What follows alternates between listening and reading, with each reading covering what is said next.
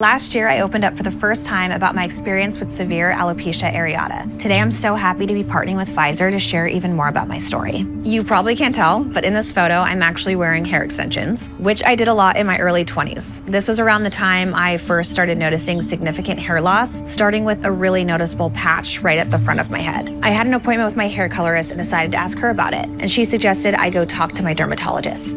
When my dermatologist first told me I had alopecia areata, I was around the age of 24 and I was completely stunned. I'd never even heard of it before. She told me it was an autoimmune disease where my immune system actually attacks my hair follicles, causing hair to fall out. I was really worried at first because I had no idea what this would mean for me, and I was so busy with my career, and I'm just glad I was able to lean on my dermatologist for answers. One of the hardest parts about living with alopecia areata is just how unpredictable it can be. Like in this picture, I had no idea I was about to go through one of my worst cycles of hair loss. That's when my disease progressed to what's called severe alopecia areata. As you can see, I'm not experiencing severe hair loss right now, but over the years, I've learned that scientists believe several different factors can trigger this autoimmune disease. For me, I noticed stress can make my hair loss even worse. At this time, we were about to move into our new house, and I was already dealing with packing everything up, and then I noticed another bald spot at the back of my head. I just remember thinking, oh my God, this was a new spot of hair loss for me, and it kept getting bigger, and I was really worried about it.